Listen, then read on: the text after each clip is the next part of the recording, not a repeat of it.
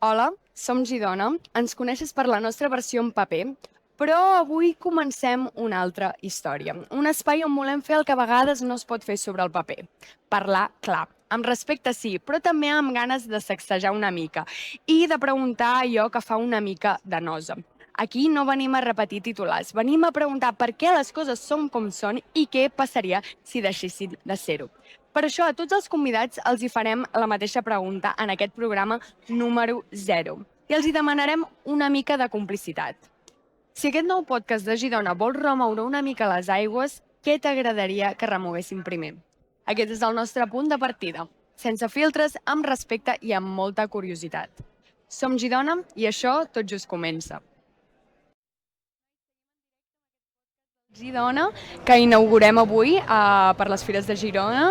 Estem avui amb la Núria Esponellà, una escriptora, que ens explicarà una mica sobre el seu nou llibre Amb els pits a l'aire. Què tal, Núria? Bé, molt bé. Sí, molt bé. Molt contenta d'estar aquí amb vosaltres. Primer Sí, de dona. tot et volia preguntar, tracto de tu o de vostè? No, de tu, de tu. De tu? Sí, Val. directe, Ja sí. tenim Sí, la sí, confiança, sí, perfecte. sí. Tens ganes de les Fires de Girona? Com les veus aquest any? L'ambient? Jo les i veig així? bé, a mi Sí? sempre m'han agradat.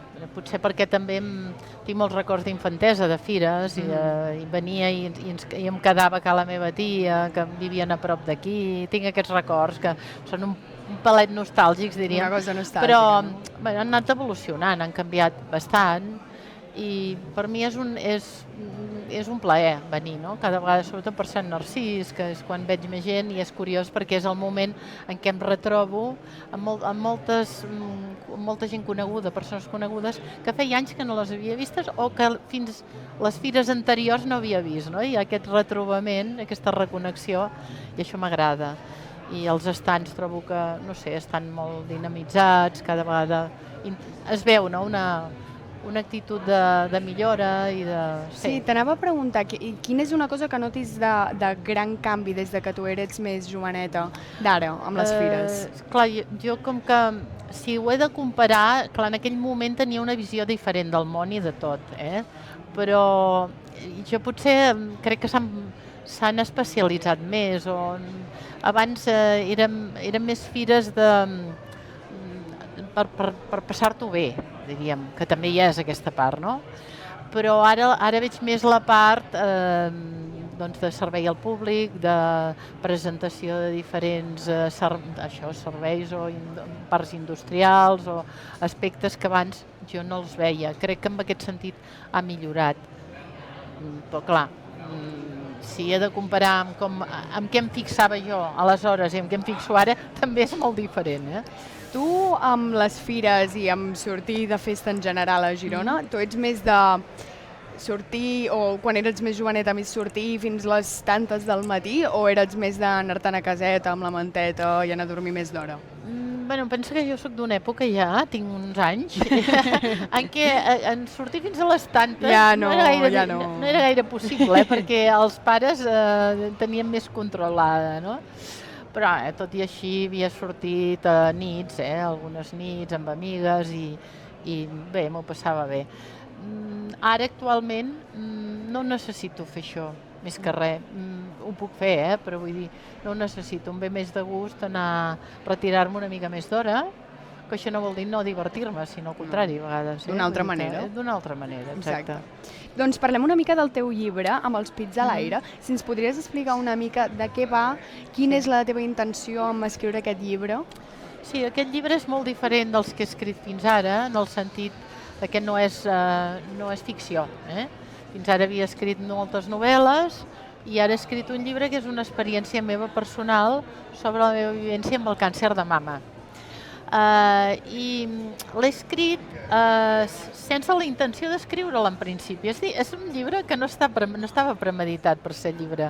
El que passa que mentre jo anava vivint el meu procés, que encara no estic, però ja jo em considero ja en un moment que he sortit dels tractaments principals i tot això, i ja tinc més visió de distància del que he passat.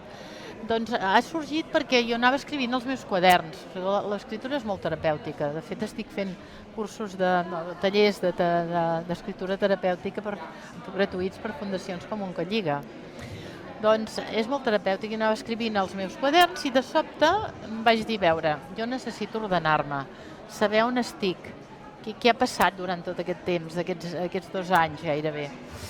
I em vaig posar a escriure un text i del text va néixer aquest llibre, que en principi ja dic, no havia de ser un llibre per ser publicat, però després el vaig donar a llegir i tothom me deia, és que és molt potent, Núria, és que pots ajudar. Aquest punt el pots ajudar, tot i que a mi em suposava un despullament d'aquí el títol també. Jo fa 5 anys no hauria publicat aquest llibre, a veure, és una experiència tan personal, és com me mostro molt, és molt íntim, és molt anar a fons, però ara sí, penso que estic preparada per fer-ho i que si pot ajudar, fantàstic, sense intentar donar cap mena de lliçó a ningú, al contrari, només explico la meva experiència, les teràpies que he fet complementàries a tot el que és el tema mèdic, que és importantíssim i en tenim sort i tot l'agraïment als metges, no? Però l'actitud és un 90 llarg per cent, i forma part també del procés de curació.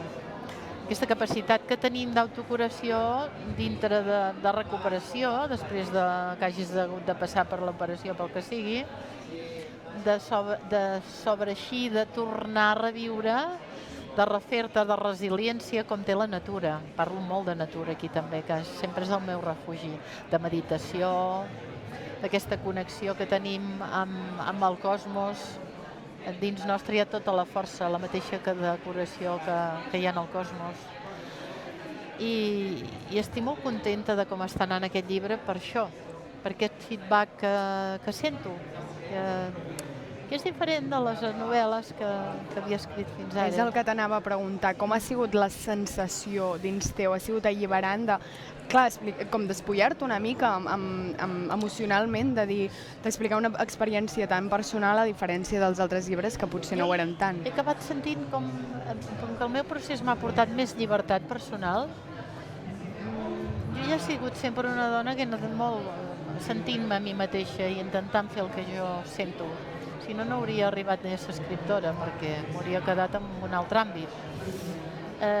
Però ara ha estat ja un esclat total. És a dir, ara ja és com un alliberament de certes angúnies, pors, coses de l'ego, que sempre hi ha aquesta ment que és tan pesada, que també en parlo en el llibre, que a vegades et diu, no, això no ho digui, no, escolta, metre qualsevol mena de màscara per anar al que és autèntic, perquè és el que realment interessa i és aquí on hi ha la curació també, a l'autenticitat.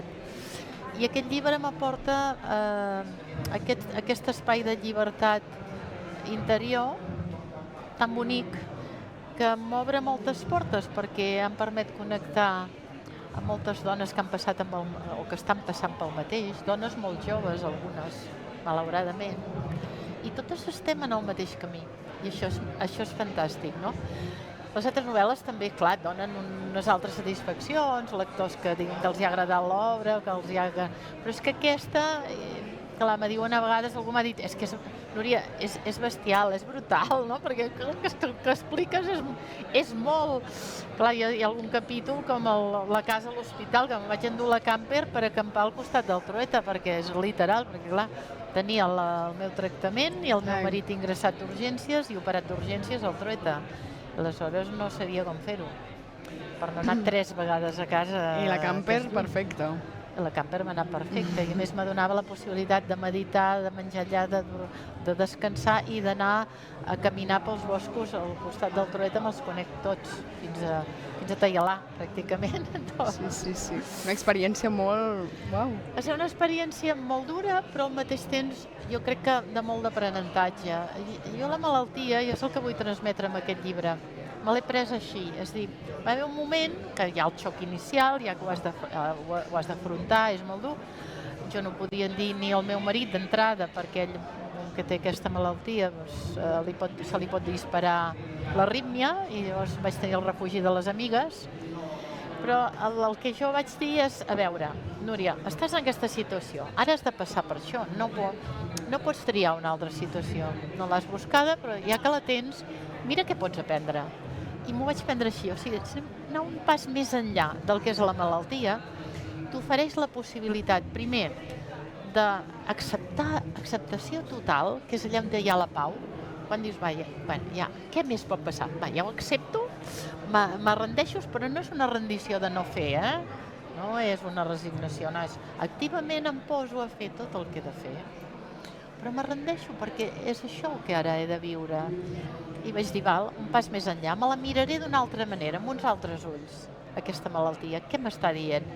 Què puc canviar? Què puc millorar? I he après moltíssim. D'això parlo. I sobretot amb una teràpia que vaig fer de descodificació cel·lular vaig veure el que ja sospitava, si on estava el detonant de la meva malaltia.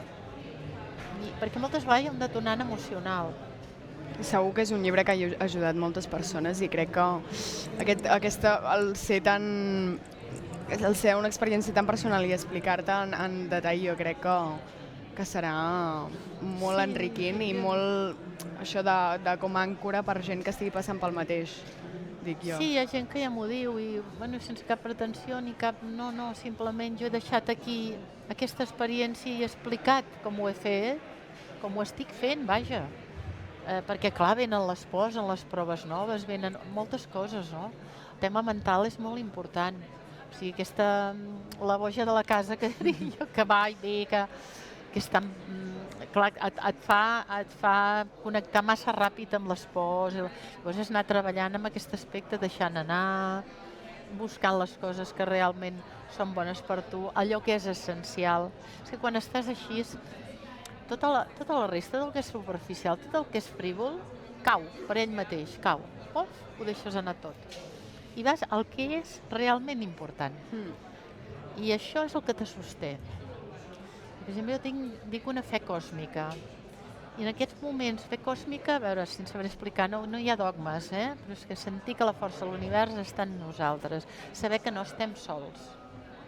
No estem sols. I llavors, i a partir d'aquí, quan fas aquesta connexió, hi ha una força dins teu, crec que moltes dones això ja ho sabem, perquè passem per moltes coses, sobretot a nivell emocional, i homes també, no? Però vull dir que nosaltres estem molt acostumades a gestionar emocions. I gestionar moltes coses en general. Perquè les mames també estan connectades amb maternitat, amb la protecció, moltes coses, amb el sentit de voler protegir massa, a vegades els del nostre entorn. I hem de confiar, que caram, no ens podem preocupar tant, hem de confiar. Doncs moltes gràcies, Núria. Et faré una petita pregunta per acabar, que fem a tots els nostres convidats. Avui inaugurem el podcast del Girona, és com el programa 0, diem-ne. I la idea amb el programa és remoure una mica les aigües, sacsejar una mica les emocions i això, sempre amb respecte, però això, com anar a fer una mica de nosa. Hi ha alguna cosa que tu vulguis veure, alguna cosa que vulguis que removem primer, que t'interessaria veure? A nivell emocional? El que tu creguis. En relació a Girona, a la relació a Girona, el que tu creguis que t'agradaria veure. Ara parlar de gestió d'emocions és molt important, però crec que ja ho feu, no?, una mica, això? Sí, però... Però parlar de gestió d'emocions en els moments difícils, com ens en sortim, com ens fem resilients, perquè, és clar, la resiliència et dona aquesta capacitat de portar bé les emocions fins a l'últim moment de vida, a l'últim alè de vida. Això és molt bonic. No se'n parla gaire des d'aquest punt de vista de quin aprenentatge ens donen les malalties, quin aprenentatge ens donen els moments difícils de vida. I aquí hi hauria molts testimonis que podríem parlar de com ho gestionen. De tota manera, jo la vostra revista la trobo, no és per ara per fer la pilota, però sempre m'ha agradat. Trobo que està molt ben editada, que toqueu temes també interessants, que feu entrevistes bones. Gràcies, Núria. Però sí que et podria ser un aspecte, igual que el tema mental també. Doncs molt bé, Núria, moltes gràcies. Feliç Sant Narcís i que vagi molt bé les fires. Moltes gràcies a vosaltres i gràcies a tots els que ens escoltin. També bones fires, bon Sant Narcís. I aneu a llegir el llibre de la Núria. Sí. No és trist, no té res de trist, no té res de lacrimogen, al contrari, és una altra història. Per aprendre també i per... Sí. Molt bé, moltes gràcies. Gràcies a vosaltres.